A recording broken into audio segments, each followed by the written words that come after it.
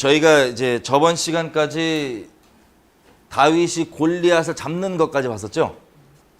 그게 사무엘상 18장까지였습니다. 아니, 우리 몇 장까지 봤죠? 17장까지 봤어요. 그럼 딱 그 골리앗을 잡았던 그때까지, 그죠? 예. 자, 그러면 18장을 저희가 볼 차례입니다. 예, 다 피셨나요? 18장. 자, 이 장에 보면 드디어 중심이 다른 것이 티가 나기 시작하는 때입니다. 여러분, 우리 군대 가시는 분들, 남자분들 아시겠지만 우리 총을 쏘잖아요. 총을 쏠 때 사실 우리는 약간 어긋났을 뿐인데 저 멀리 가서 박히는 관역을 보면 아예 그냥 먼 길을 가는 것처럼 우리가 우리 마음 가운데 추구하는 바, 바라는 바가 어떤 것이냐에 따라서 하나님 나라도 아예, 우리 신앙도 아예 달라질 수가 있어요. 하나님 나라냐 아니냐에 따라서. 여기에서부터 이제 점점점 티가 나기 시작하는 때가 18장입니다. 자, 다윗이 1절, 사울에게 말하기를 마침에 요나단의 마음이 다윗의 마음과 연락되어 요나단이 그를 자기 생명과 같이 사랑하니라.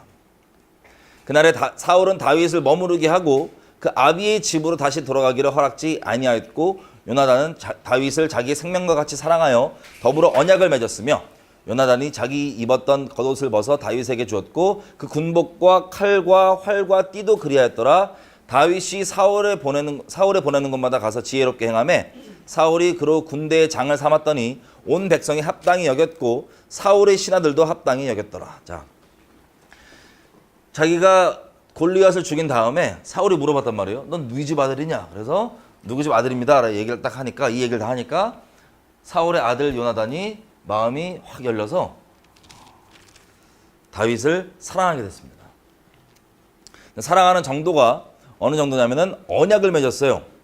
여러분, 언약이라는 건 목숨 다한다는 뜻입니다. 우리가 결혼을 항상 하나님과 언약을 우리 일상 가운데 나타내는 어떤 제도라고 말씀드렸었는데, 언약이라고 하는 것은 목숨을 다하는 것을 얘기하는 겁니다. 근데 다윗과 요나단이 언약을 맺었던 거예요. 여러분, 나중에 다윗도 이게 안 다뤄져가지고 계속 이제 얘기를 하는데, 다윗은 우리가 저번 시간에 봤던 것처럼 자기 부모에게도 거의 없는 자식 취급받는 그런 멸시받는 자입니다. 이게 사람마다요, 자라면서 자기 친부모에게도 그런 취급을 당하면 처음부터 이게 하나님의 기름 부음이 있고 하나님의 은사가 있고 하나님과 동행한다고 해서 처음부터 이게 말짱해지지 않아요. 하나님께서 과정 가운데 점점 이것들을 뭐랄까요, 좀 펴주시고, 이 찌그러져 있는 이 부분들을 좀 펴주시고, 특별히 자존감, 자기의 정체성, 자기의 가치에 대해서 세상 기준이 아니라 하나님 기준 안에서 점점 이것들을 회복해 주십니다. 자, 근데 세상 기준으로만 봐도 다윗이 계속 그래요. 사위 삼다 했더니 이게 우리가 봤을 땐 겸손해 보이지만 겸손한 차원을 좀 더 초월해서 자기가 대체 뭔데, 찌그러져 있는 그 인생 그대로 얘기하면서 어떻게 왕의 사위가 될 수 있겠냐 이렇게 얘기합니다. 자, 근데 그런 세상 기준으로만 봐도 지금 사울의 아들 요나단은 말 그대로 왕의 아들입니다. 그리고 다윗은 이름 없는, 자기 친부모에게도 없는 취급받았던 찌그러져 있던 그 목자, 양치는 애. 그러다가 골리앗을 잡았을 뿐인데 이 둘이 언약을 맺습니다. 사실 언약을 맺는다는 건 자기 목숨보다 더 아끼겠다는 맹세이기 때문에 사실은 동격, 오히려 그 상대방을 자기 자신보다 더 높게 여기는 거거든요. 낮게 여기는 거거든요. 낮게 말고 낮게. 시읒. N-A 시읒. 낮게 여기는 건데, 자, 그것을 이 둘이 언약을 맺은 거예요. 왜냐하면 감사하게도 요나단은 우리가 봤다시피 어떤 사람이었습니까? 믿음의 사람이었어요. 정말 하나님 앞에 믿음의 사람. 아주 순전할 정도로 지금 시대에서 이렇게 요나단처럼 믿으면은 막 엄청 뭐라 그럴 거예요. 교회에서도. 적당히 좀 해야 된다고. 세상은 세상이라고. 현실은 현실이라고. 근데 아주 순전하게 자기 병기 든 친구랑 같이 이거 제비뽑기처럼 해가면서 믿음으로 계속 전진해서 승리를 이끌었던 그 요나단입니다. 요나단이 믿음으로 감사하게 이 성령이 충만해 있던 요나단이에요. 그래서 다윗의 말하는 말을 딱 듣고 저건 하나님의 증인의 증언이다라고 듣고 마음이 하나님 때문에 열려서 언약을 맺게 됩니다. 여러분, 세상 기준으로 봤으면 이 언약을 다 뭐라 그랬을 거예요. 야, 너 뭔데 쟤랑 저렇게 언약을 맺냐. 쟤 누군 줄 알고. 근데 이 언약이 사울의 집안에 심판이 임할 때도 이 언약 때문에 요나단의 집안은 긍휼이 계속 흘러가게 됩니다. 자, 이게 중요한 거예요. 누구랑 언약을 맺냐? 우리는 하나님께서 우리를 언약 맺어졌다는 얘기는 하나님께서 우리를 그렇게 보배롭고 진짜 존귀하게 여겨준다는 겁니다. 여러분, 하나님 수준의 사랑을 얘기할 때 우리가 오해할 수 있는 게 있어요. 하나님을 내가 은혜도 받고 감사하고 따라간다고 하면서도 하나님께서는 저 높은 곳에 계시고 나는 그냥 밑에 찌그러져 있고 저쪽에 그냥 쓰다 남은 사랑 한번 걷어주었는데 이것도 감사하다. 물론 이게 우리의 겸비한 심령이 맞지만 하나님께서 우리를 사랑하려고 만드셨잖아요. 그러면 사랑은 존재적으로 동격이 아닌 이상은 사랑이 안 돼요. 거저주는 그냥 뭐랄까 좀 이렇게 하인에게 냈다 주는 이런 건 돼도 서로 목숨 다해 사랑하는 이 언약 관계는 서로 동격 그 이상을 얘기합니다. 한마디로 감히 하나님께서 우리는 그런 존재가 아니지만 우리를 그렇게 존중해 주신다는 걸 언약을 통해서 우리가 알 수 있는 거예요. 여러분, 신랑이 신부를 서로 목숨 다해 사랑하는 이 언약 관계에 있을 때는 서로를 그렇게 존귀히 여겨준다는 건데 하나님이 우리를 그렇게 언약 관계 맺었다 그러잖아요. 근데 그냥 남아서 주는 게 아니란 것을 분명히 우리가 마음 가운데 알아야 됩니다. 근데 이것이 우리를 높게 만드는 게 아니라 더더욱 겸비하게 만들지만 하나님께서는 우리를 그렇게 여겨주신다는 거예요. 이게 깨달아지시면 은혜가 개인자리에 있으실 겁니다. 왜냐하면 천지를 지으신 하나님께서 나를 그렇게 여기신다는 거예요. 내가 뭔데? 우리가 뭔데? 나를 그렇게 존귀 여긴다는 게 언약. 어쨌든 이 언약을 요나단이 다윗과 맺은 겁니다. 자, 그리고 사울은 보세요. 2절. 그날에 사울은 다윗을 머무르게 하고 그 아비 집으로 다시 돌아가기를 허락지 아니하였더라. 그 전까지만 해도 다윗이 사울 귀신 들었을 때 이거 하프 쳐주잖아요, 그죠? 그러면서 왔다 갔다 하면서 집에 가서 양도 치고 또 왕궁 가서 이것도 왕국이 아니고 사울 앞에 가서 이것도 치고 했던 이걸 왔다 갔다 했었는데 이날 이후로 사울이 못 돌아가게 합니다. 자, 그리고 5절에 보면 다윗이 사울에 보내는 곳마다 가서 지혜롭게 행하매 사울이 그로 군대장을 삼았더니 온 백성이 합당히 여겼고 사울의 신하들도 합당히 여겼더라. 여기까지는 큰 문제가 없어 보여요. 왜냐하면 모두가 다 반겨하고 다윗이 그렇게 군대를 통솔하고 이끄니까 승리가 있고 지혜롭게 행하고 다 좋은 거예요. 그죠? 그리고 왕의 아들과도 사이도 좋고 여기까지는 다 좋은데 이 어긋남이 이제 보이기 시작합니다. 6절. 무리가 돌아올 때 곧 다윗이 블레셋 사람을 죽이고 돌아올 때 여인들이 이스라엘 모든 성에서 나와서 노래하며 춤추며 소구와 경쇠를 가지고 왕 사울을 환영하는데 여인들이 뛰돌며 창화하여 가로되 사울의 죽인 자는 천천히요 다윗은 만만이로다 한지라. 사울이 이 말에 불쾌하여 심히 노하여 가로되 다윗에게는 만만을 돌리고 내게는 천천만 돌리니 그에 더 얻을 것이 나라밖에 무엇이냐 하고 그날 이후로 사울이 다윗을 주목하였더라. 자, 전쟁을 치르고 돌아오고 이러면 이 이스라엘 여인들이 문제. 여인들이 와서 막 이제 춤추고 노래하고 이제 신난 거예요. 근데 누구를 맞으러 나온 거냐면 왕 사울을 환영하는 그 내용입니다. 6절에 보면 사울을 환영하는 내용인데 노래 내용을 들어보니까 엑기스를 딱 까보니까 사울은 1000명, 다윗은 10,000명 조진다. 10,000명 이렇게 한다. 이렇게 하니까 그러니까 사울이 이것 때문에 이게 마음이 상한 거예요. 난 1000이고 다윗은 10,000이면 그 다음에는 뭐 다윗이 뭐 왕 되는 거밖에 더 있냐? 이런 마음에 이제 심히 노합니다. 적당히 기분 상한 게 아니고 심히 노하여 가로되 그렇게 얘기하고 그날 이후로 사울이 다윗을 주목하더라. 세상 말로는 넌 찍혔어. 내가 계속 볼 거야. 이거 있죠? 자, 이 뜻입니다. 이게 중요한 게 뭐냐면요. 우리가 이 신앙생활 할 때 그리고 흔히 교회, 사역 단체 등등 있다 보면 이게 많이 나와요. 어떤 게 나오냐?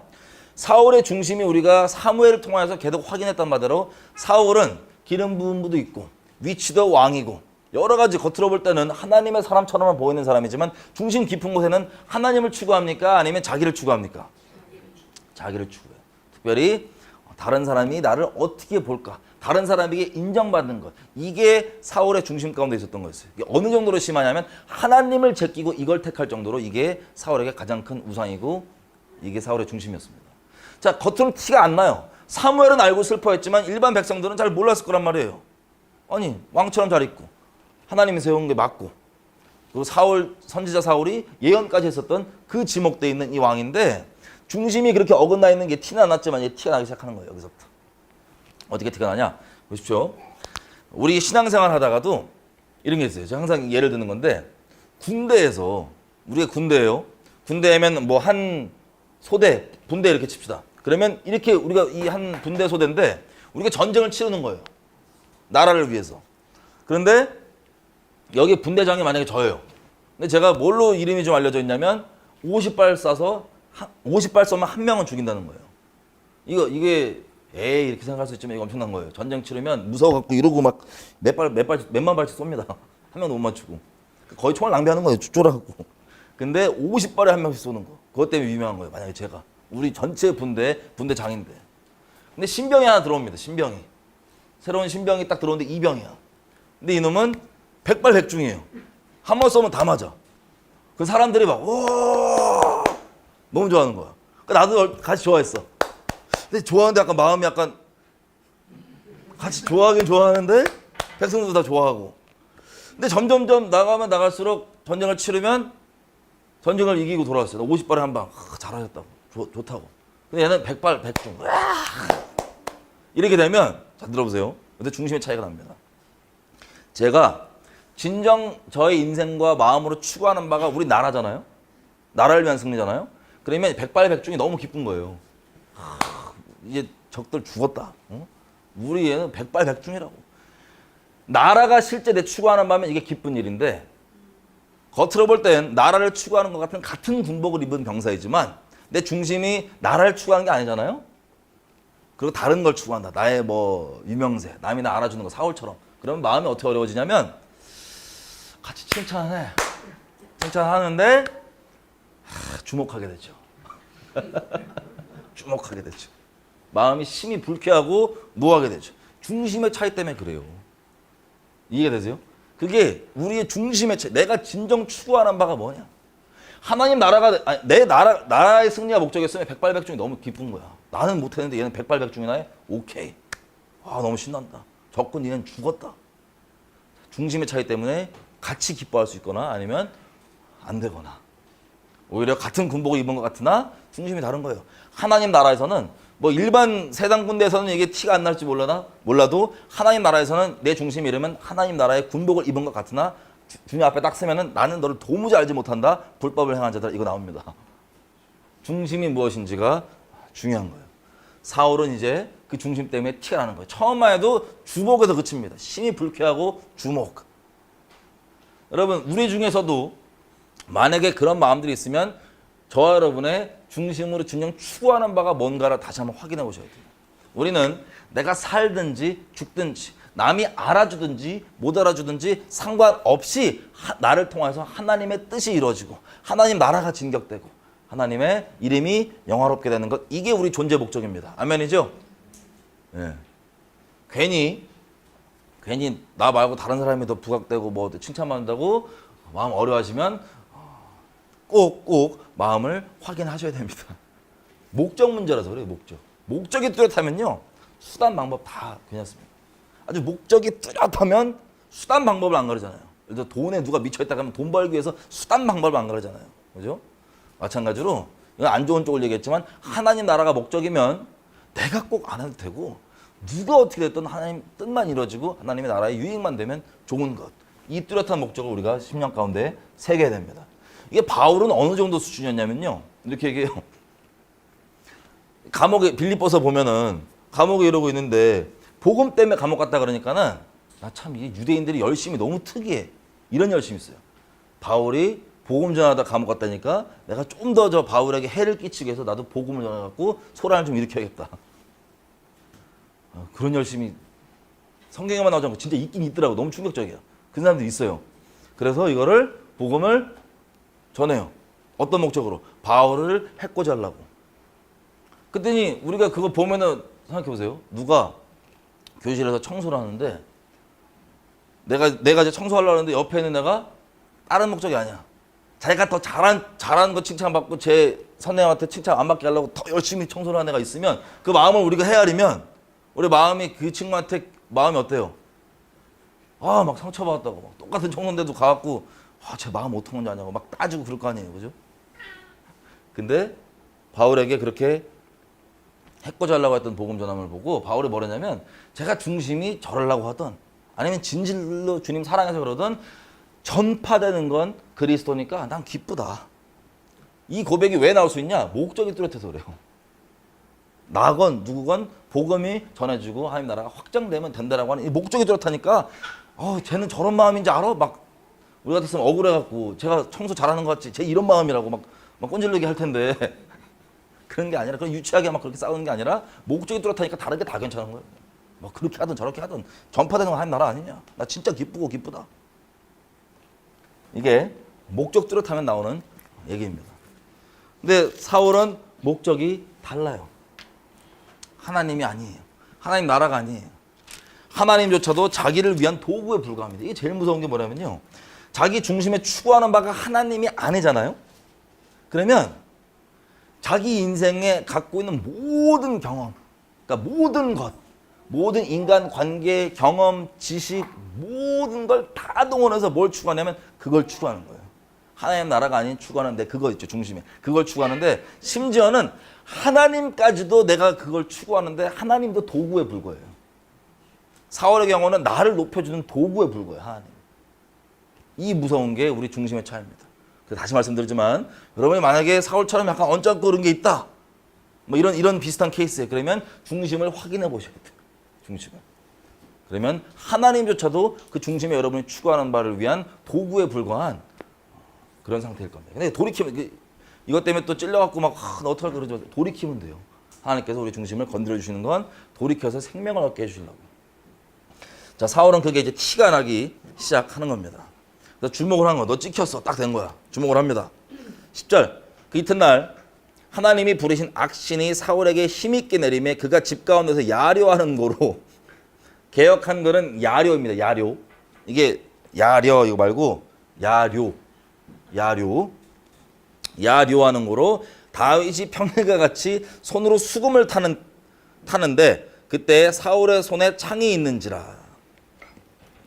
여러분 야료가 뭐냐면 이게 성경에도 보면 이 영어로 보면은 prophesy라고 돼 있어요. 여러분 귀신 들린 사람이 혼잣말하는 거 본 적 있으세요? 우리 길 가다 이게 귀신 들린 사람들 보면 혼잣말하면서 막 돌아다니잖아요. 그 야료예요. 그런 게 야료. 귀신이 와도 예언하고 성령이 와도 예언합니다. 귀신이 오면 예언은 이상한 예언이고 성령이 오면 예언은 좋은 진리에 대한 예언이겠죠. 어쨌든 야료를 하는데 사울의 지금 정신 상태가 이래요. 중심에 이미 하나님과 사울 개인 상태에서 확인이 된 거예요. 아, 난 중심에 하나님 추구하는 게 아니구나. 뭘 돌이킬지도 확인이 됐는데 안 돌이키니까 그 다음부터 뭐가 되냐? 귀신이 들어옵니다. 여러분 뭐 세상에도 그런 논란이 있다면서요. 예수 믿는 사람이 귀신 들릴 수 있냐 없냐 논란이 있다면서요. 뭐 그 논란에 대한 교리는 전 모르겠고 사울을 통해서 우리가 확실히 볼 수 있는 건 뭐냐? 우리가 중심으로 하나님이 아닌 다른 걸 택하잖아요. 그럼 성령 충만하고 성령 꽉 차 있던 사울이 어떻게 됩니까? 귀신 들려요. 우리 선택으로. 죄를 짓는다. 의도적으로 알면서 계속 죄를 짓는다는 건 내가 문을 귀신에게 내가 여는 겁니다. 자유의지를 우리가 맡겨놨기 때문에. 만약에 무조건 예수 한 번만 믿으면 귀신 들릴 수가 없다. 그럼 사울은 귀신 들릴 수가 없어야 돼요. 근데 귀신이 왔다 갔다 합니다. 양신 역사라 그러죠. 나중에 보겠지만 다윗 잡으러 라마나요 거기 사무엘 있는데 갔다가 거기 이렇게 귀신 왔다 갔다 하는 이 사울이 예언 하루 종일 합니다. 옷 벗고 막 계속. 자, 그게 중요한 게 아니고 우리의 중심으로 하나님과 나만 알고 있는 그 은밀한 관계 가운데 내가 중심으로 무엇을 택하냐가 우리의 모든 인생의 결정이에요. 남에게 보이는 결정 말고. 사울은 남이 볼 때 티 안 냅니다. 아직까지는. 남이 봤을 때는 측근에 있는 사울 귀신 들린 거 아는 이 신하들 빼놓고는 하나님의 사람 사울이에요. 아직까지는. 알려져 있는 게 외부에서. 이게 남이 날 인식하는 게 중요한 게 아니고 하나님과 나 사이의 은밀한 관계 가운데 내가 중심으로 무엇을 택하느냐 이것이 모든 결정인 거예요. 영적으로. 근데 사울이 이 지경이 된 게 어떻게 됐냐? 중심으로 하나님이 아닌 다른 걸 택했기 때문에 문이 열려 있는 거예요. 그분으로 여호와께서 부르시는 악신이 사울에게 주기적으로 방문을 합니다. 그럼 이제라도 빨리 돌이키고 살려달라 그러지. 느부갓네살 같은 왕도 이 미쳐가지고 짐승처럼 돌아다니다가 결국에 돌아와서 하나님 찬양하잖아요. 차라리 그렇게라도 되지. 어쨌든 사울이 그런 지경이 있는데 혼자 야려할 정도면 혼자 계속 뭐라고 그러는 거예요. 귀신 들려갖고 집에서. 그러고 있다가 다윗을 이거 다 보고 있었잖아요. 그죠? 다윗도 이거에 대해서 함부로 말을 안 거예요. 우리가 시편 계속 읽어볼 테지만 다윗이 사울이 죽이려고 쫓겨가면서도 시편에 보면은 입을 잘 지키는 거예요. 다윗은. 입으로 괴사를 말하지 않고 아니 자기 눈앞에 저 왕이라고 하는데 귀신 들려갖고 맨날 장난주고 막 난리치는데 우리 같았으면 얼마나 멸시하겠어요. 근데 다윗은 마음을 딱 지키고 하나님이 세우신 사람 그러고 딱 이렇게 종기에 바라보니 이게 마음을 지키는 게 계속 있어요. 자기 죽이려고 하는데도 이것을 하나님께서 보시고 다윗에게 은혜를 계속 베푸셨던 것 같아요. 어쨌든 이렇게 막 하는데 이 주목한 마음이 점점 어떻게 발전되냐면 창을 딱 들어요. 야류하다가 귀신 들린 채로 창 들고 이거를 휙 던집니다. 다윗이 2번이나 피해요. 2번이나. 우리 한 번 피하면은 바로 도망갈 텐데 2번이니까 사울이 이렇게 보세요. 사울이 상태가 심히 안 좋은 걸 이미 알고 있으니까 한 번 잘못 던졌네. 2번. 이 정도로 볼 수 있거나 아니면 던져도 그냥 아까 얘기했던 것처럼 하나님 사람이니까 꿋꿋이 있었던 거예요. 그냥. 근데 이 전자가 왔습니다. 왜냐면 나중에 사울이 대놓고 귀신 들린 상태 말고 귀신 들린 계속 상태이지만 이렇게 확 심하게 야류할 정도로 귀신이 막 나타난 상태 말고 평상시에도 죽인 데다 했을 때 다윗이 도망가기 시작해요. 어쨌든 12절 두려워하는 이유를 보십시오. 여호와께서 사울을 떠나 다윗과 함께 계심으로 사울이 그를 두려워한지라. 아니 이걸 알면 좀 돌이키자 하나님 앞에. 그죠? 나를 버리지 마십시오. 이렇게 해야지. 오히려 사울의 중심은 하나님을 위한 게 아니에요. 지금 다윗은 하나님 나라라고 치면 영적으로 이거를 지금 대적하고 그게 두려운 거예요. 자기를 떠나서 거기 있다는 걸 아는 거예요. 자, 이 비극적인 인생 사시면 안 됩니다. 이 예수 믿는 분들 사역자 간판 받는 분들 중에 이런 분들 저 많이 봤어요. 사석에서. 여러분 마음 잘 지켜주셔야 돼요. 포지셔닝이 안 중요합니다. 여러분 직분이 먼저 안 중요합니다. 여러분 중심이 뭔지가 정말 무엇을 추구하는지가 중요합니다. 자 13절 그러므로 사울이 그로 자기를 떠나게 하고 천부장을 삼음에 그가 백성 앞에 출입하며 자 1000명을 다스리는 장을 삼은 거예요. 그 모든 일 지혜롭게 행하니라 여호와께서 그와 함께 계시니라. 사울이 다윗의 크게 지혜롭게 행함을 보고 그를 두려워하였으나 온 이스라엘과 유다는 다윗을 사랑하였으니 그가 자기들 앞에서 출입함을 임하였더라. 자 중심이 점점 갈라지죠. 하나님 나라를 추구하고 이스라엘 이걸 추구한 사람들은 다윗을 사랑하게 되고 아닌 사울은 점점 이것을 미워하고 두려워하게 됩니다. 17절 그래서 모든 것을 합력하여서 자기가 추구하는 바를 추구하는데 자기의 지금 라이벌이잖아요. 자기의 이 명성과 사람의 인정을 뺏어먹는 다윗이 사울 입장에선. 그래서 무엇을 이제 활용하냐? 딸을 활용합니다. 사랑하는 딸조차도 이게 하나님까지도 자기 유명세를 위해서 이용해 먹는 우상 숭배자잖아요. 근데 다 그렇거든요. 하나님 안 추구하면. 근데 정도의 차이만 있을 뿐이에요. 어쨌든 사울은 이제 아주 급속도로 자기 사랑하는 딸까지도 자기 우상 숭배를 위한 자기의 유명세를 갉아먹고 가져가는 라이벌 다윗을 죽이기 위한 도구로 이용해 먹기 시작합니다. 그래서 내 맏딸 메랍을 너에게 아내로 주리니 오직 너는 나를 위하여 용맹을 내어 여호와의 싸움을 싸우라. 여호와의 싸움인데 나를 위하여 용맹을 내. 어쨌든 이는 그가 생각하기를 내 손을 그에게 대지 말고 블레셋 사람의 손으로 그에게 대게 하리라 함이라. 자, 이제 뒤에서 살인 교사를 시작합니다. 이게 점점 발전하는 거예요. 여러분 어둠 가운데 우리가 하나님이 아닌 걸 딱 인식하면 바로 버릴 마음의 각오를 하고 계셔야 돼요. 태도를 항상.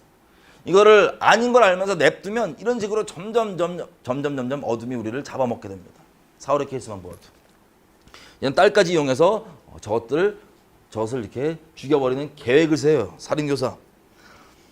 다윗이 사울에게 이르되 내가 누구며 이스라엘 중에 내 친속이나 내 아비의 집이 무엇이건데 내가 왕의 사위가 되리이까 하였더니 제가 말씀드린 것처럼 이게 세상적 기준으로는 여러분 우리의 존재 자체는요 오해하지 말으셔야 될 게 성경에서 보배롭고 존귀하다 그러잖아요. 그 우리 교회에서도 서로 막 웃으면서 막 이렇게 서로 축복송 하고 막 그러잖아요. 근데 그때만 끝나면 안 돼요. 그때만 끝나는 경우가 뭐냐? 진짜 내 자신이 어떤 가치인지 진짜 믿지 못하는 사람이 다른 사람도 그렇게 인정 못합니다. 뭐냐면 여러분 우리가 세상에서 평가를 받을 때는요.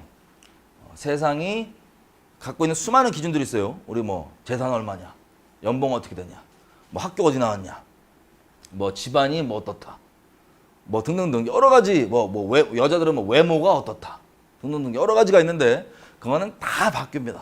다 썩어 없어지고 중요하진 않습니다. 중요한 건 영원한 게 우리에게 유일하게 남는 건데 감사하게도 하나님께서 우리를 바라보실 때 우리가 죄인이었잖아요. 그 뭐냐면 하나님 대적해서 죄악 한가운데 팔려 있을 때 하나님께 잘한 적이 없을 때 우리를 죄에서 건져내 주시려고 구속을 하셨는데 이 구속 말고 이게 대가를 지불해 주셨는데 그 대가가 예수님의 아들 생명값입니다. 그래서 바울이 몇 번 얘기하잖아요. 너희가 아들의 피값으로 사고 이 아들의 생명값을 우리에게 치러서 우리를 그 죄에서 사주셨어요. 그 죄값을 대신 벌금을 내주신 거예요. 쉽게 얘기하면 사주셨어요. 그러니까 내 소유 만들려고 치른 대가 이거 2,000원이었나? 2,000원 줘야지 이거 내 거예요. 내가 안 아까우니까 사잖아요. 그죠? 2,000원 우리는 하나님 보실 때 아들의 생명값 지불하고 살 정도의 존귀한 존재입니다. 그래서 이것도 우리 진짜 믿어지면요. 심장 폭발합니다. 이거.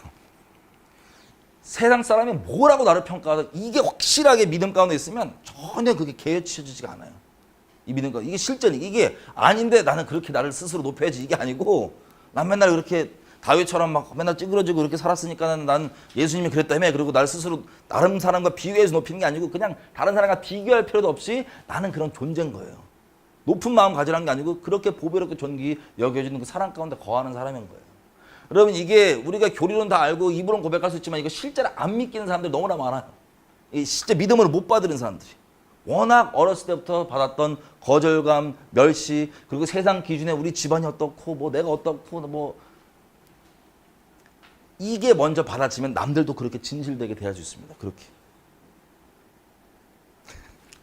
여러분 제가 옛날에 들으면서 좀 화나면서도 좀 그랬던 내용이 뭐냐면 어떤 외국인 노동자분이 교회에 이제 가서 밥을 먹는데 거기 교회 장로님이 외국인 노동자가 교회에서 쓰는 그 식판 갖다 먹고 있으니까 이 숟가락 쓰면 어떡하냐고.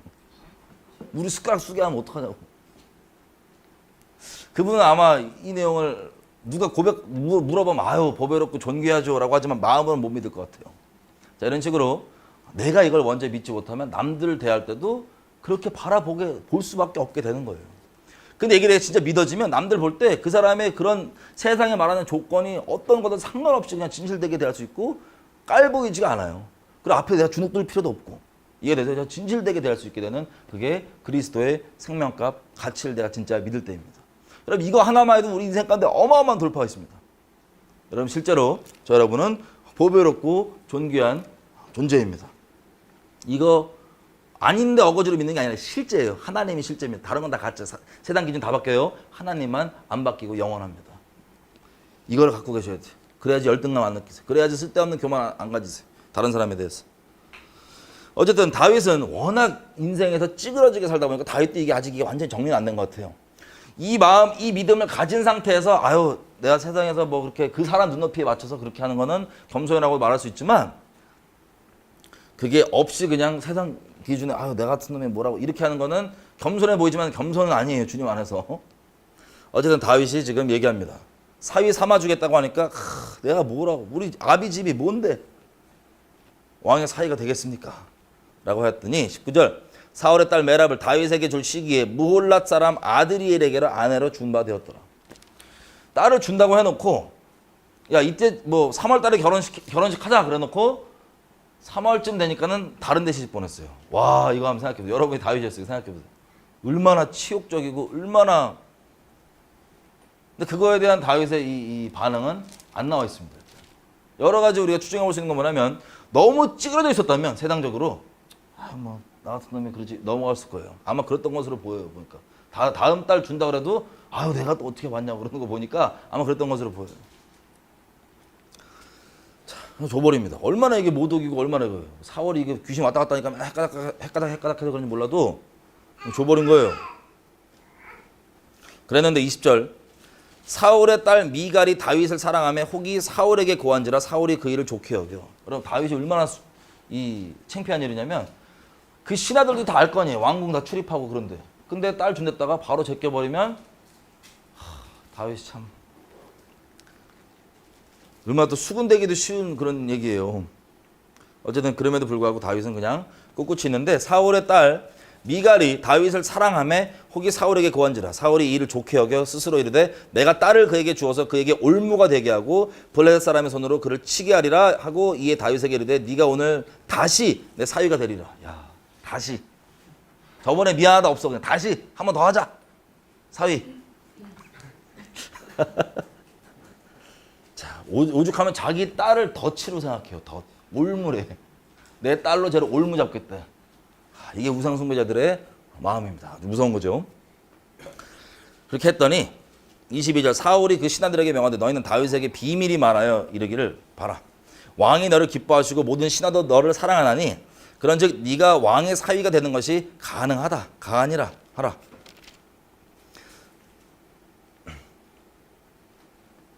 그 다윗이 세상적으로 많이 이렇게 있었나 봐요. 그래서 주변에서 사울이 딱 보고 뻔뻔질하라고 다들 그렇게 바라고 하니까 괜찮다고 되라고 사위 하라고 사위 한다 그러라고. 사울의 신하들이 사울에게 고하여 가로되 다윗이 여차여차에 말하더이다. 23절 사울의 신하들이 말로 다윗의 귀에 고함해 다윗이 가로되 왕의 사위 되는 것을 너희는 가벼운 일로 보느냐. 나는 가난하고 천한 사람이로라 한지라.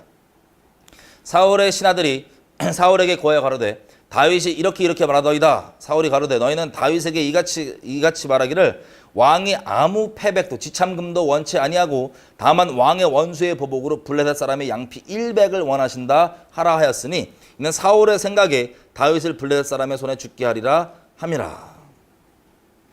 자, 뭐라고 얘기하냐면 야 왕이 다른 거 바라지 않고 너 출신도 뭐 괜찮고 그냥 왕의 원수 블레셋 사람 100명의 포피가 뭐냐면요. 양피 100. 그 할례할 때 할례하면 그 잘라내는 그 껍데기 있죠. 그 포피 그거 100개 달라고 하는 겁니다. 그거를 지참금으로. 참 기괴한 결혼 지참금이에요. 기괴한. 나중에 다윗이 얘기할 때 그런다. 내가 저 포피로 사온 거라고. 저 딸 얘기할 때 나중에 다윗이 자 포피 기괴한. 이게 참 지참금 이거 하려면 100명을 죽여야 되는데 죽이는데 자기도 죽은 사람이 가만히 나 죽여 가만히 있겠어요? 아니면 이렇게 하겠어요? 목숨 걸고 나도 제 목숨 앗아야 되고 그리고 목숨 앗고 나서 무슨 임진왜란도 아니고 포피를 따로 잘라갖고 이거를 참 기괴한 귀신 들리면 무슨 짓을 못해. 자 그래가지고 사울이 그래서 사울의 계획으로는 다윗이 저렇게 죽기를 바랬는데 안 죽죠. 그래서 26절 다윗이 왕의 사위 되는 것을 좋게 여김으로 만기가 되지 못하여서 다윗이 일어나서 그 종자와 함께 가서 블레셋 사람 200명 더블 100명 말고 200명 죽이고 양피를 가져다가 수대로 왕께 드려 왕의 사위가 되고자 하니 사울이 그 딸 미가를 다윗에게 아내로 주었더라.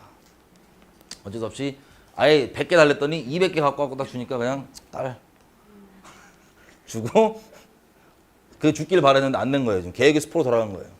여호와께서 다윗과 함께 계심을 사울이 보고 알았고 사울의 딸 미갈도 그를 사랑하므로 사울이 다윗을 더욱 두려워하여 평생의 다윗의 대적이 되니라.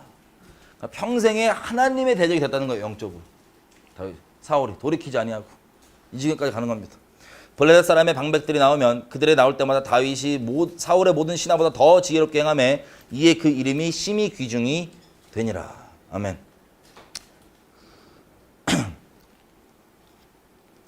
자 이렇게 중심이 갈라지면 처음에는 주목하여 보는 것 같다가 나중에는 평생에 하나님에 관한 영적으로 하나님에 대한 대적으로 서게 됩니다. 이 어둠이 우리가 허용하고 있는 어둠은 양의 문제가 아니에요. 당장은 양의 문제가 아니고 우리 중심의 의지의 문제인 겁니다. 무엇을 허용하느냐 마느냐 우리가 인식이 되고도 허용하느냐 마느냐 그러면 중요하고 큰 겁니다. 이게 양분 빛과 어둠이 적당히 섞일 수 있는 게 아니기 때문에 그래요. 존재적으로 빛과 어둠은 아예 양립이 안 됩니다. 19장 자 사울이 그 아들 요나단과 그 모든 신하에게 다윗을 죽이라 말하였더니 사울의 아들 요나단이 다윗을 심히 기뻐하므로 그가 다윗에게 고하여 이르되 내 부친이 너를 죽이기 꾀하느니라. 그러므로 이제 청하노니 아침에 조심하여 은밀한 곳에 숨어 있으라. 우리 아빠가 너 죽인다고 뭐 하면 너 저기 숨어 있어라. 우리 아빠가 죽인다 뭐 그러면 내가 가서 너한테 어떻게든지 얘기해 줄게라고 요나단이 다윗에게 얘기를 합니다.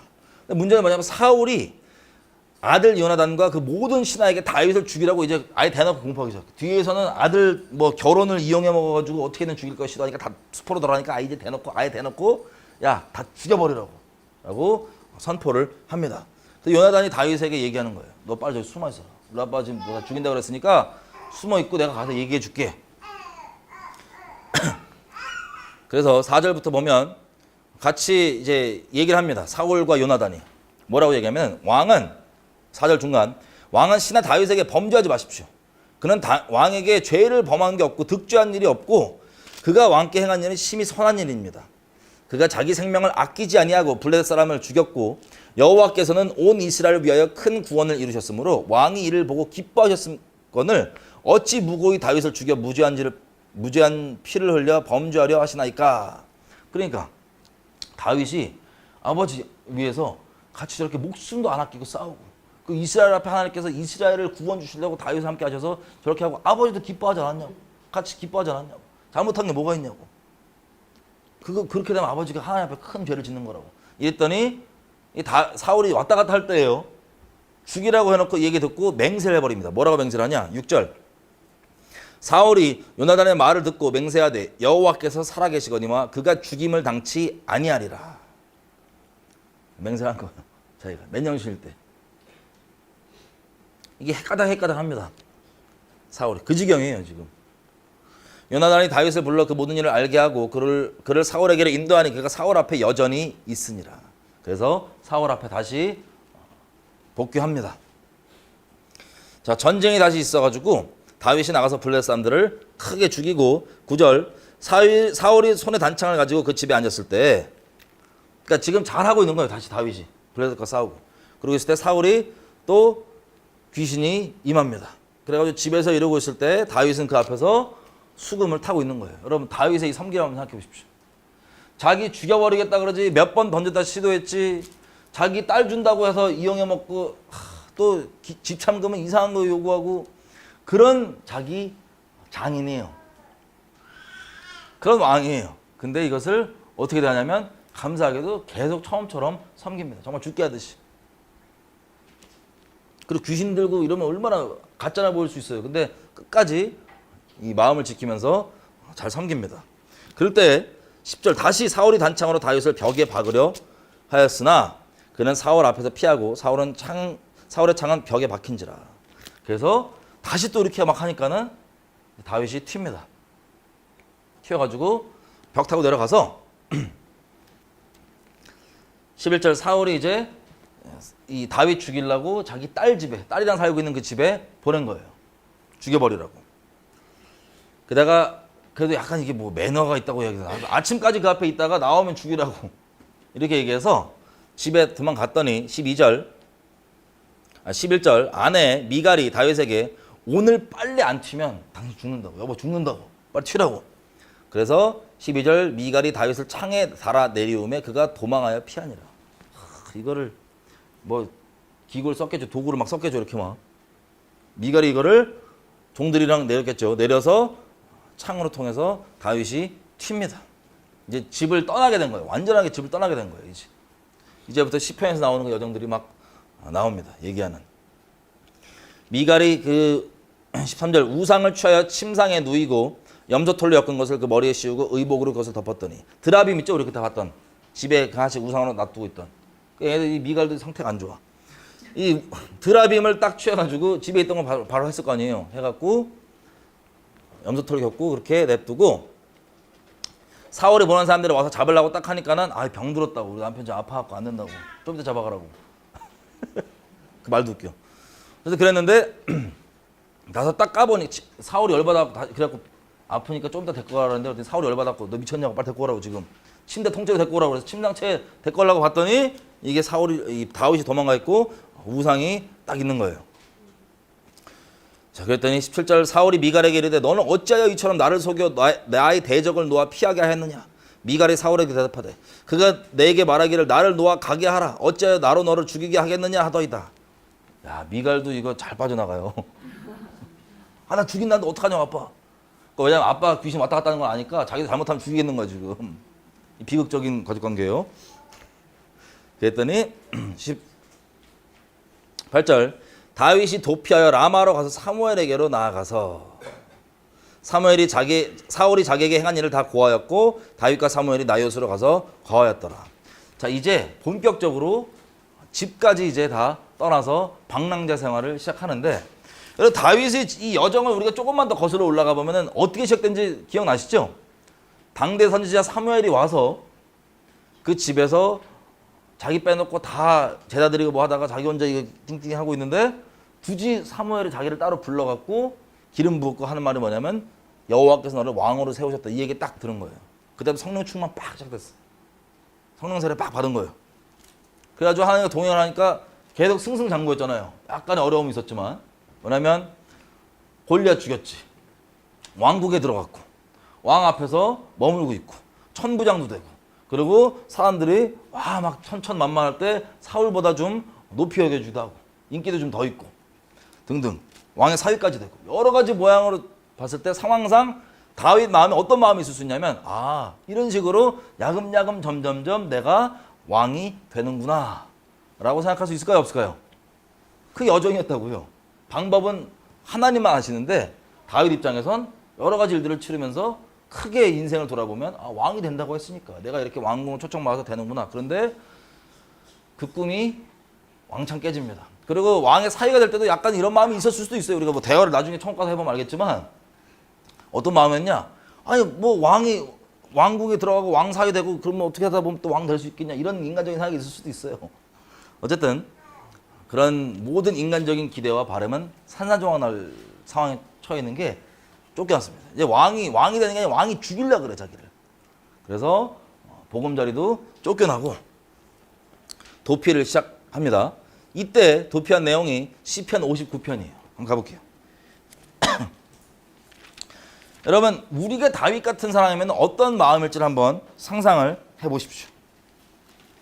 그리고 시편을 읽으면 시편들이 계속 나오는데 다윗이 겪는 이 일들과 같이 그때그때마다 다윗이 했던 시편들을 읽어보면 상황이 잘 안 맞아요. 우리가 그냥 인간적으로 읽을 때. 왜 안 맞냐? 이거는 다윗이 인간적으로 하는 고백이 아니에요. 성령께서 함께 해주시고 붙들어 주시기 때문에 그 상황에서 이 진리의 선언과 고백과 찬양과 감사가 터져 나오는 겁니다. 저 여러분의 평생에도 이 다윗이 겪으면서 이 했던 시편들을 보면서 우리 평생에도 상황 때문에 상황에 맞춰서 우리 심령이 바뀌고 눌리는 게 아니라 그 상황에도 불구하고 하나님을 찬양하는 그 마음이 우리 가운데 계속 하나님께서 은혜를 베풀어 주셔서 있었으면 좋겠어요. 자, 59편 보면 이렇게 돼 있어요. 나의 하나님이여 내 원수에게서 나를 건지시고 일어나 치려는 자에게서 나를 높이소서. 사악을 행하는 자에게 나를 건지시고 피 흘리기 즐기는 자에게 나를 구원하소서. 저희가 나의 생명을 헤아려 하고 엎드려 기다리고 강한 자가 모여 나를 치려 하오나 여호와여 이는 나의 죄를 인함이 아니고 나의 죄를 인함도 아니도소이다. 내가 허물이 없으나 저희가 달려와서 스스로 준비하오니 주여 나를 도우시기 위하여 깨사 감찰하소서. 만군의 하나님 여호와여 이스라엘 하나님이여 일어나 열방을 벌하소서. 무릇 간사한 악인을 긍휼히 여기지 말으소서. 자, 이런 식으로 이 시편이 나옵니다. 급하니까 주여 빨리 잠 깨갖고 나 살펴달라고 이런 인간적인 마음으로 막 고백하기 시작하는데 시편들을 쭉 보면 이제 나옵니다. 어떻게 되냐면 8절 여호와께서 주께서 저희를 비웃으시리니 모든 열방이 비웃으시로다. 그리고 나는 여호와를 바라고 하나님 나의 산정이시니 저희 힘을 인하여 내가 주를 바라리로다. 10절 나의 하나님이 그 인자하심으로 나를 영접케 하시며 내 원수의 보응받는 것을 나로 목독케 하시로다. 11절 저희를 죽이지 마옵소서. 나의 백성이 잊을까 하나이다. 우리 방패 되신 주여 주의 능력으로 저희를 흩으시고 낮추소서. 점점점 저들 빨리 긍휼치도 여기지 말아주시오 하다가 이제 마음이 주님의 마음으로 점점 바뀌죠. 여러분 하나님께 기도하고 나갈 때는요 우리가 있는 마음 그대로 정직하게 다 쏟아내면 됩니다. 주님 보좌 앞에. 그러면 이 시편을 우리가 잠깐 봐도 그렇지만 처음엔 어떤 시편은 막 저는 죽여라고 막 살려라고 막 그러다가 나중에는 주의 자비하심과 인자하심이 우리를 둘러시고 막 이 기도하고 나면 주님께서 중심을 알아서 우리에게 성령께서 튜닝을 해주세요. 잘못된 거. 어떤 마음을 가져야 되냐 서로 그러지 말고 기도하기 시작하면 튜닝이 됩니다. 그리고 기도하기 시작하면 이게 여러 가지 하나님 것들이 오는데 한 가지 예로 최근에 잠깐 나누면 엊그저께인가요? 제가 새벽에 잠깐 일어났어요. 새벽에 일어나서 소변을 잠깐 보고 다시 잘라고 근데 바로 잠이 안 와갖고 시험 받지 마세요. 잠이 바로 안 와서 누워서 잠들기 전에 기도를 했어요. 그러니까 언제 어디서 그냥 기도하면 되니까. 그러니까 기도의 모양 우리가 생각하는 꼭 저 물 떠넣고 이런 게 아니라 상시로 우리가 기도가 필요하다는 걸 말씀드리는 거예요. 누워서 이제 잘라고 이제 잠깐 자기 전에 이렇게 무슨 기도냐면 심각한 기도인데도 죄송해요. 시험 받자마자 심각한 기도이긴 한데 자기 전에 한 거예요. 우한에 있는 영혼들을 위해서. 우한에 있는 영혼들을 그래도 죽기 전에 좀 복음 들을 사람 제발 듣게 해주시고 뭐 보호해 주고 막 기도가 나오는데 이 기도하다 갑자기 기억이 하나 딱 나는 거예요. 뭐가 기억나냐면 우리 토마스 선교사님 있죠. 우리 옛날에 와서 처음 순교당했던 개신교 선교사님. 이분이 원래 우한에 있었다는 게 기억이 딱 나는 거예요. 갑자기. 그래서 그래서 제가 쫙 뒤져봤습니다. 그랬더니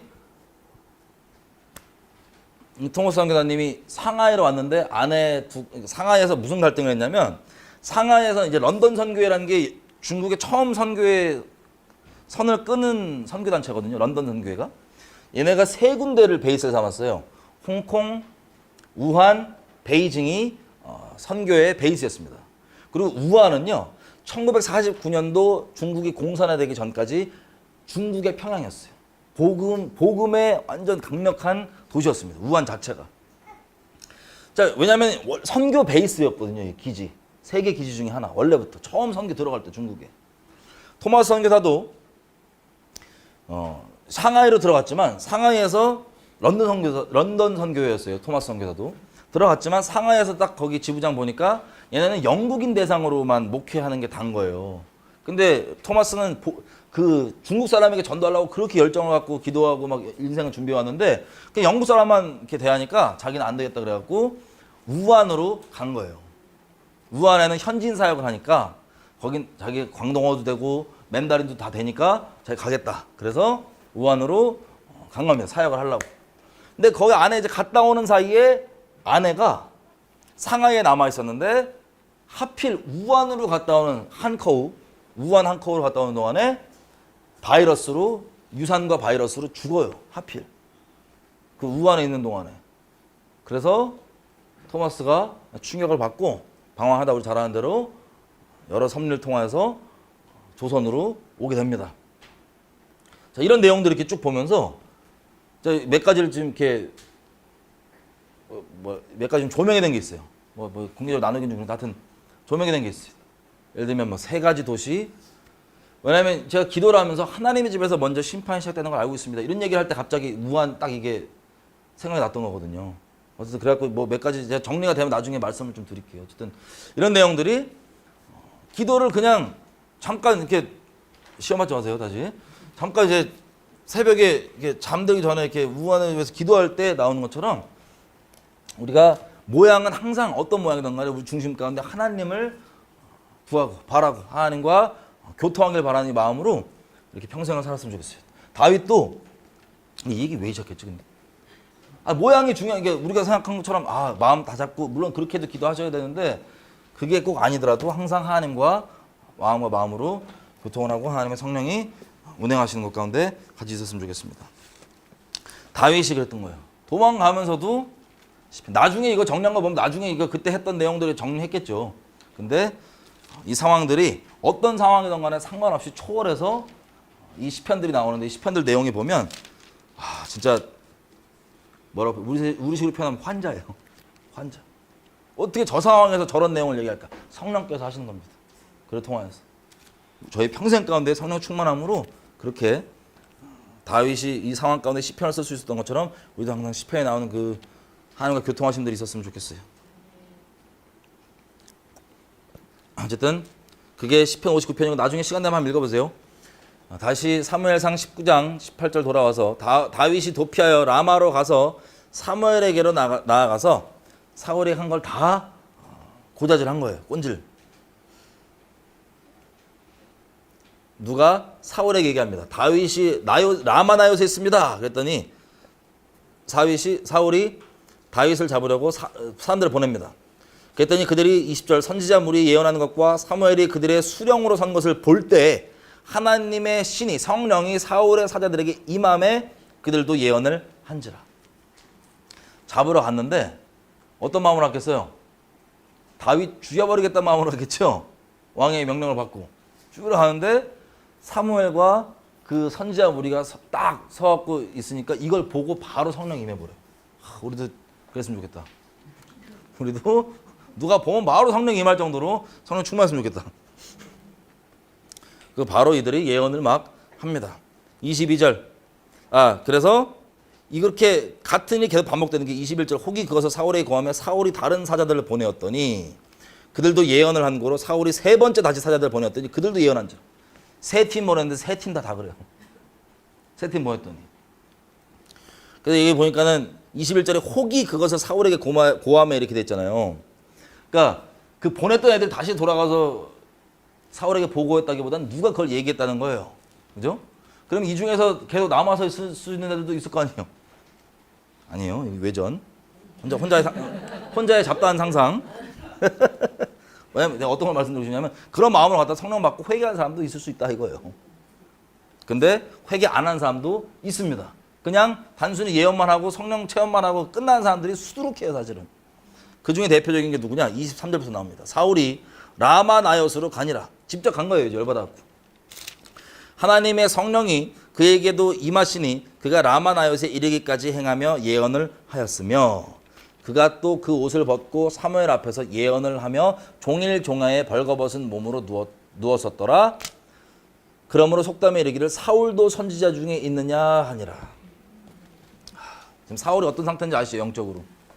귀신이 왔다 갔다 하고 귀신 한번 임하면 야료할 정도로 미친 상태입니다. 귀신 들려있는 상태예요. 근데도 성령이 임해 안 임해요? 임해갖고 예언도 합니다. 여러분 이거 좀 무섭고 슬프고 두려운 얘기인데 사역자들 중에는 이런 분들이 있어요. 실제로. 제가 개인적으로 봐왔습니다. 개인적 상태에 심각해요. 그리고 이거 보면 거의 저건 귀신 들린 수준인데 사역을 할 때 은사가 가동이 돼요. 사역을 할 때 은사가 가동이 돼요. 막 예언 나오고 막 이래요. 그러면 많은 분들이 여기서 조심해야 될 게 이거예요.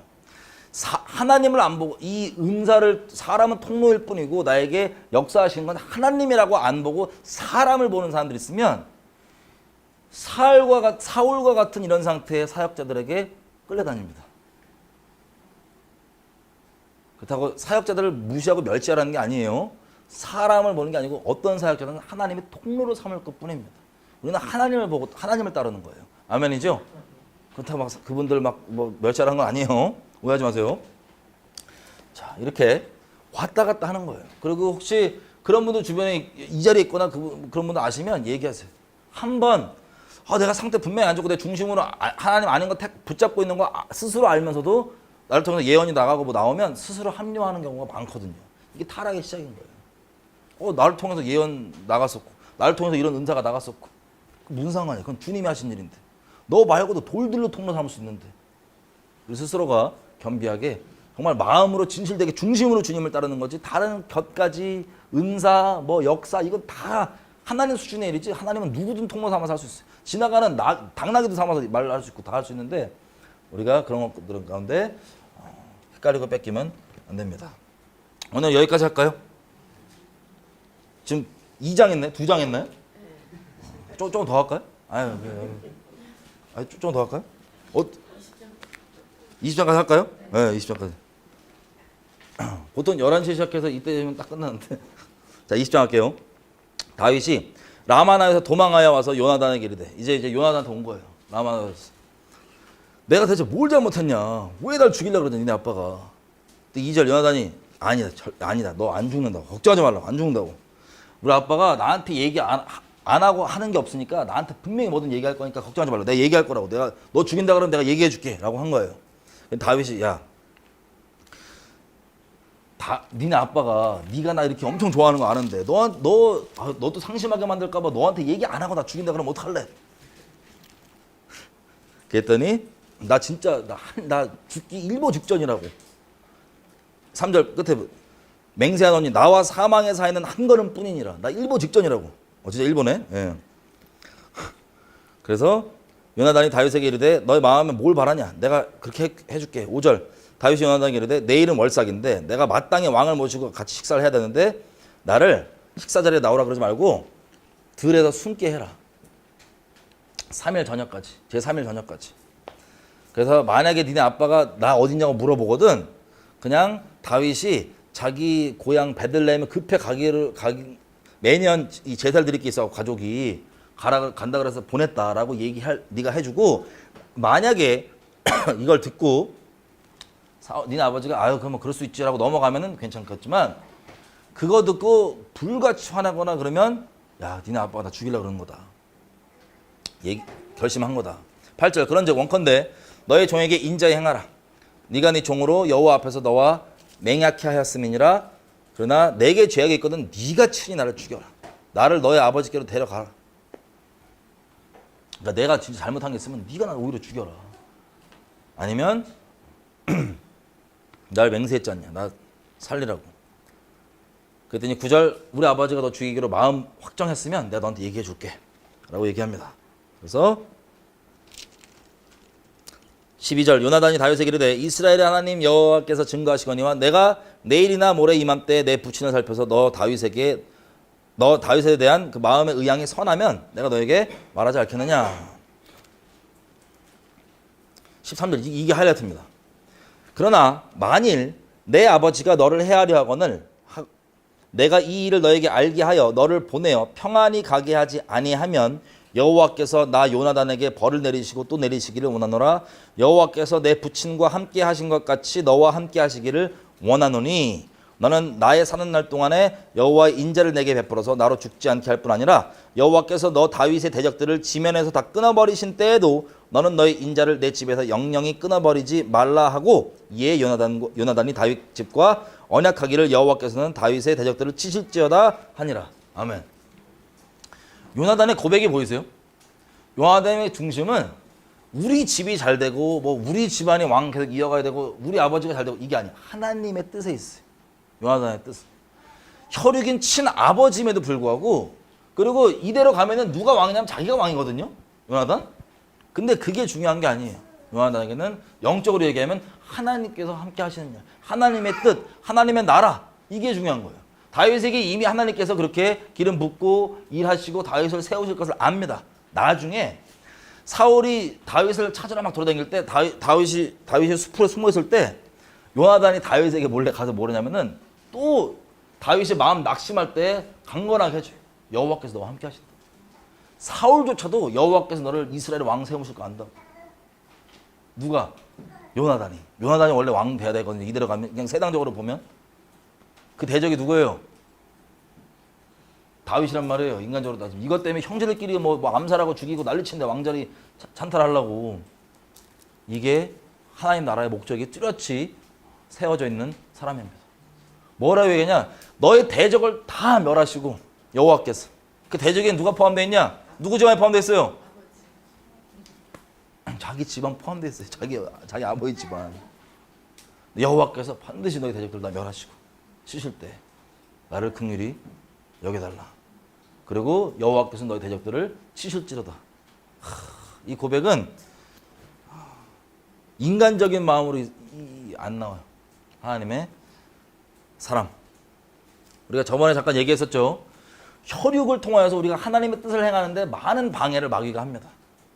그리고 진리 가운데 같은 가족이라도 같이 서 있지 않으면 이 진리 때문에 서로 죽임에 넘기고 팔아주고 막 난리가 나요. 이 화평이 아니라 막 이 칼부림 난다고요. 실제 칼부림이 아니라 이 말 진리에 대한 이 논쟁들이 계속 난다고요. 근데 이게 결론적으로는 실제 죽음에 넘기는 정도까지 간다고 돼 있어요. 말세. 뭐 지금 우리가 사는 때가 말세라면 그 일이 지금 벌어지는 건데 항상 가족들이 같은 믿음 가운데 서 있어야 된다고 제가 계속 말씀드리잖아요. 당장 씨름이 있어도 같은 믿음 가운데 설 수 있도록 이걸 뒤로 미루지 말고 부딪혀라. 과연 그러한가? 적당한 종교인으로 살래? 아니면 진짜 말씀대로 세상 돌아간다. 말씀 위에 서 있으려고 반드시 가족들끼리 결정을 내야 된다. 그리고 집안 식구들끼리 서로 원수라고 돼 있잖아요. 이 말씀을 또 잘못 인용하신 분들이 있어. 가족들끼리 싸워갖고 마음 상했으니까 보라고. 너랑 나랑 원수라고. 그러지 마시고 왼수처럼 여겨질 정도로 그런 진리에 대한 싸움이 있을 수 있어요. 가정 내에서. 왜냐면 서로 맨날 부딪혀야 되니까. 다른 사람 안 볼 수 있지만. 하지만 그 싸움의 끝에 잘 서야 됩니다. 같이 진리 가운데. 근데 만약에 그렇지 않다. 진짜 원수로 끝난다. 결론이. 원수였다가 다시 주님 안에 진짜 주님의 이 가족이 아니라 원수로 끝난다. 그러면 참 슬프겠죠. 그래서 혈육 간에 우리가 진리 가운데 가지 못하도록 제일 많이 방해할 수 있는 게 뭐냐면 혈육이에요. 우리가 진리에 똑바로 서지 못하도록 제일 많이 방해하는 게 혈육이에요. 혈육. 그걸 타협하지 않으면 싸움이 나는 거예요. 집안에서. 다 같이 같은 믿음 제일 좋겠지만. 근데 감사하게도 이 사울도 화냈던 게 아까 뭐예요? 밥 먹다가. 야! 아직 화 안 냈구나. 예. 화내는 이 장면을 보잖아요. 물어봐요. 사울이 밥 먹다가 첫날 다윗이 없으니까 뭔가 재수없는 일이 생겼나? 제가 한 말 아니에요. 써 있는 거예요. 저 과연 부정한가? 진실로 부정한가? 이러면서 속으로 재수없는 일이 생겼나? 왜 월삭도 안 오지 밥을? 이러고 다 넘어가요. 하루는. 그 다음날 밥 먹다가 물어봐요. 다윗이 왜 안 오냐? 사울이 물어봤더니 요나단이 뭐라고 얘기하냐면 이렇게 얘기합니다. 말한 대로 저 가족들이 제사 드린다고 베들레헴 간다 그래서 제가 가라 그랬는데요. 그랬더니 30절 사울이 요나단에게 노를 바라고 그에게 이르되 이 패역 부도의 계집의 소생아. 자기 아들인데 어마어마 욕하면 될 줄 알고 패역 부도의 계집의 소생아. 네가 이새의 아들을 택한 것이 너의 수치와 너의 어미의 벌거벗은 수치됨을 네가 어찌 알지 못하랴. 이새의 아들이 땅에 사는 동안은 너와 너의 나라가 든든히 서지 못하리라. 그런즉 이제 보내어 그를 내게로 끌어오라. 그는 죽어야 할 자니라. 이러고 싸우다가 어느 정도냐면 33절 사울이 요나단에게 단창을 던져 치려한지라. 요나단이 그 부친이 다윗을 죽이기로 결심한 줄을 알고 심히 노하여 식사자리에서 떠나고 달의 제1일에는 먹지 아니하였으니 이는 그 부친이 다윗을 욕되게 하였으므로 다윗을 인하여 슬퍼함이었더라. 자, 다윗이 부탁한 대로 그렇게 얘기를 했더니 식사자리에서 화가 난 정도가 나오죠. 처음에 혈육 얘기가 나와요. 네가 임마 네 나라인데 너 뺏긴다고. 네가 왜 죄를 택하냐고. 네 나라라고. 그리고 이 패역 무단 계집의 소생아. 막 욕하면서 요나단이 따집니다. 아니 뭘 잘못했길래 걔가 죽어야 되냐고. 그때 이 자식이 그러면서 창을 들어갖고 저희 아들에게 치려고 그래요. 창으로. 여기 보이세요? 혈육은 핑계일 뿐. 무슨 핑계? 하나님의 뜻을 행하는 것을 방해하기 위한 핑계일 뿐이에요.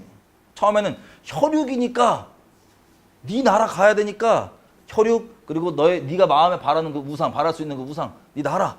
그 다음에 이것도 안 먹히고 하나님 뜻하다니까 혈육도 필요 없어. 죽여버리려고 그러잖아요. 여러분 혈육이란 건 좀 잔인하게 볼 수 있지만 하나님의 뜻을 행하는 데 있어서 다 같이 주님 뜻에 서야지. 만약에 그것을 혈육을 위한다고 하나님 뜻을 행하지 않는다. 여러분 속으시는 거예요.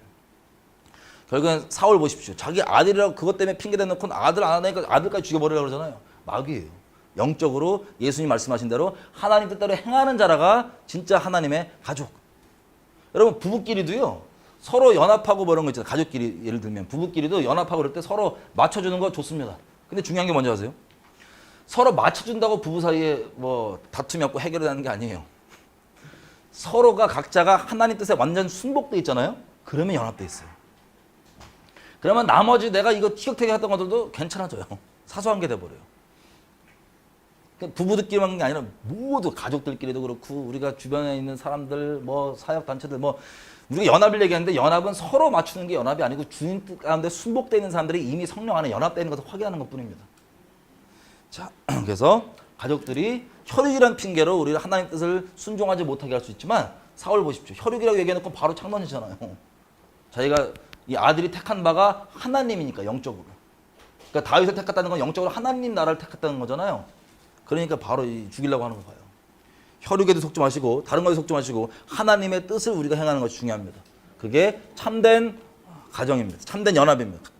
그러니까 우리 모두가 예수님의 가족이 되면 돼요. 예수님까지 배신하면서 너에 대해 가족 안 하고 예수님 따라가냐 이런 마귀 소리 하지 마시고 우리가 다 같이 예수님의 가족이 되면 됩니다. 아멘이죠? 네. 자 그렇게 했습니다. 자 그래서 다윗이 뭐라고 약속을 했냐면 들에 숨어 있을 때 애를 데리고 나가서 요나단이 활을 쏴요. 활을 쏘면서 애한테 활을 주스러 갈 때 야 저 앞으로 가서 주워와. 그러면 다윗에게 너 길을 가라. 우리 아버지가 너 죽이기로 결정한 거 맞다. 라고 신호를 했고 야 이쪽에 활 이쪽에 있다. 그러면 괜찮다고 돌아오라고 한 신호인데 이제 다윗이 그 슬픔을 머금고 다음날 가서 쏜 거예요. 쏘면서 그 애가 이거 가지러 갈 때 앞쪽에 있다. 라고 얘기하고 다윗이 들은 거예요. 그래서 애를 먼저 무기랑 같이 요나단이 보내고 다윗이 나옵니다. 울면서 나와서 39절 그 아이는 아무런지 알지 못하고 요나단과 다윗만 그 일을 알았더라. 41절 아이가 가매 다윗이 곧 바위 남편에서 일어나서 땅에 엎드려 3번 절한 후에 피차 입 맞추고 같이 울되 다윗이 더욱 심하더니. 여러분 그 3일 동안 기다리려고 하면서 마음에 어떤 마음이었겠어요? 자기 있는 이 상황, 다윗이 3일 동안 그 들에서 그 왕궁에서 있었던 그 많은 것들이 막 주마등처럼 돌아가지 않겠어요? 이스라엘 사람인데 이스라엘의 왕이 샅샅이 뒤져서 자기를 죽이겠다고 결심하면 자기가 어디 살아야 되냐고요. 자기 이스라엘 사람이고. 그리고 이스라엘 왕 된다고 기름까지 부음 받았다는데 젊었을 때 대체 뭔가 별의별 생각 다 했을 거 아니에요. 그리고 자기의 아내는 왕의 딸이니까 지금 아내건 집이건 뭐 다 나라건 다 버려야 되는 상황이에요 지금. 얼마나 마음이 어렵겠어요. 복잡하고 그 있는 동안에. 그래서 그걸 확인한 후에 조마조마하고 설마설마한 마음에 확인한 후에 나와서 다윗이 엉엉 울면서 서로 이제 입맞추기 인사하는 겁니다. 요나단이 다윗에게 이르되 평안히 가라. 우리 두 사람이 여호와의 이름으로 맹세하여 이르기를 여호와께서 영원히 나와 너 사이에 계시고 내 자손과 너의 자손 사이에 계시리라 하였느니라. 다윗은 일어나 떠나고 요나단은 성으로 돌아오니라. 여러분 이 벼락 맞을 소리를 하는 사람들이 이 동성역자들이 다윗과 요나단 관계를 동성역자라고 얘기하더라고요. 아니에요. 하나님 중심으로 하나님 나라를 택하느냐 혈육도 다 초월해서 하나님 나라를 택하느냐 안 택하느냐 여기에 달려있는 언약이지 동성역질이 아니라고요. 말만 해도 짜증나네 진짜.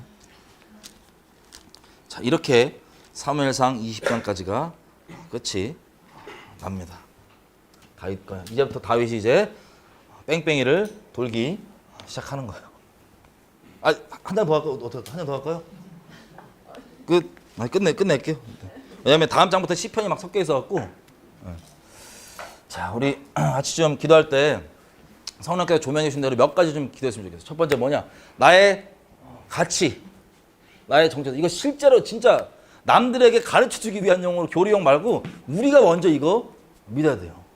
여러분들이 어렸을 때부터 무슨 취급을 당했던 심지어 다윗처럼 자기 친부모에게 그런 취급을 받았더라도 죄송해요. 우리 친부모일지라도 우리에 대한 진짜 가치는 몰라요. 하나님만 아세요.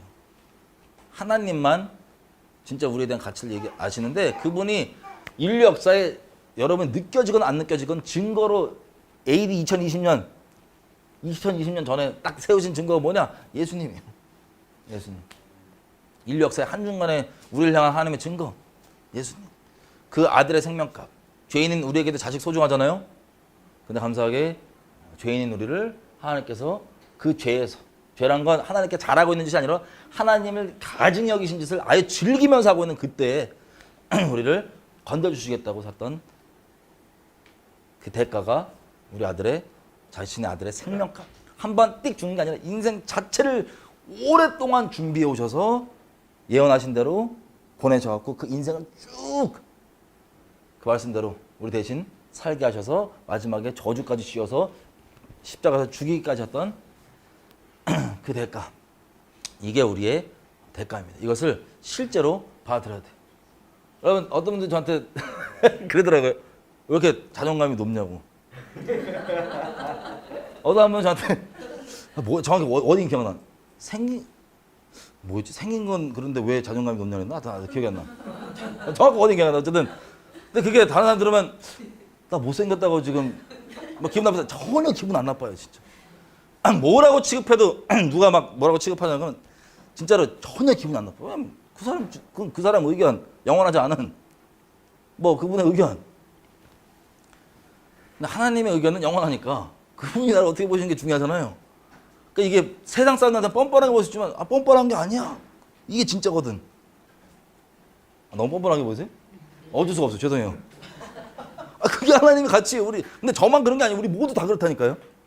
너만 그렇게 보냐? 아니, 너도 그렇게 보세요. 하나님께서. 여러분도 그렇게 보세요.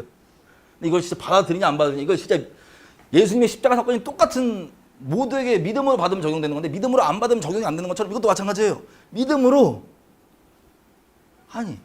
저 고졸이잖아요. 누가 뭐 대학 얘기하면 아무렇지도 않아 진짜. 막 학교 같은 막 눈치를 왜 봐? 나 고졸하고 나 아무렇지도 않아.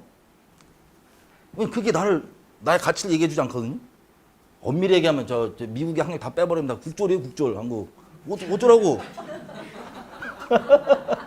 뭐 어쩌라고.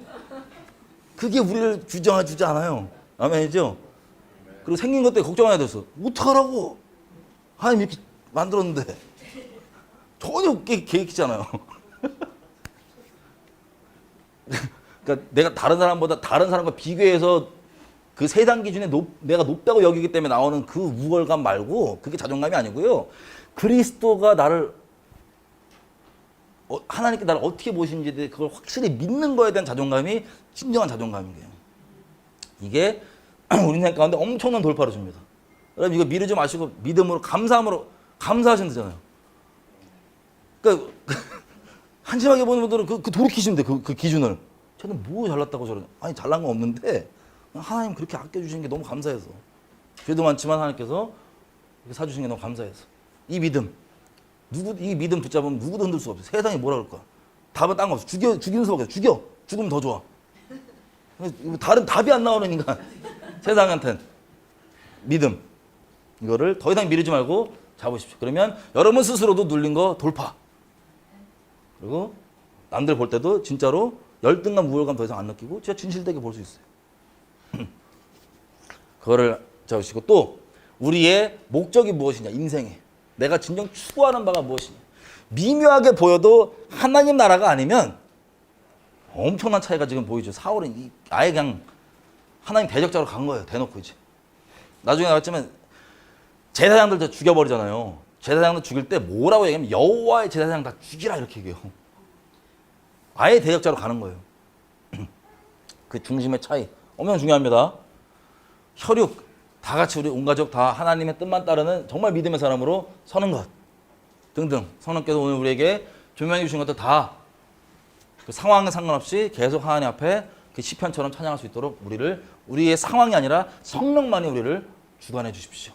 여러 가지 것들을 성령께서 조명해 주신 대로 같이 좀 기도할게요. 하나님 감사합니다. 저희 오늘 나누고 얘기했던 것처럼 분명하게 믿음에 더더욱 견고하게 할 수 있게 도와주십시오. 남들보다 우월한 마음에 자존감이 아니라 정말 예수 그리스도 때문에 내가 당당하게 설 수 있는 이것을 가지고 우리가 영혼들 진실되게 대하고 설 수 있게 도와주십시오. 또한 우리의 중심 가운데 진짜 하나님 나라를 위하느냐 안 위하느냐에 대해서 분명하게 주님께서 조명해 주시고 알게 해주셔서 우리 더 이상 다른 것들을 추구하는 것이 아니라 하나님 나라를 위해서 내가 살든지 죽든지 깨지든지 망가지든지 남에게 알려지든지 못 알아보든지 오해를 사든지 오해를 사지 않든지 상관없이 하나님의 나라만 온전히 추구하는 우리 될 수 있도록 우리의 중심과 마음을 붙들어 주십시오. 하나님만 우리의 전부 되어 주시고 통해서 주님만 영원롭게 되시기를 간절히 부탁드립니다. 왜 또 우리 모든 혈육들 다 같이 주님 앞에 믿음으로 설 수 있기를 간절히 바랍니다. 우리 가족들 아직 주님 앞에 온전히 서지 않고 그렇게 씨름하고 사역들 있는데 아버지 그것을 우리가 뒤로 미루지 않게 해주시고 분명하게 우리 모두가 다 예수님의 가족들 되어서 하나님의 뜻을 행하는 자가 되어서 그렇게 한 마음으로 연합되어 설 수 있도록 우리를 그렇게 붙들어 주시고 은혜를 베풀어 주십시오. 아버지께서 맡겨드립니다. 감사합니다.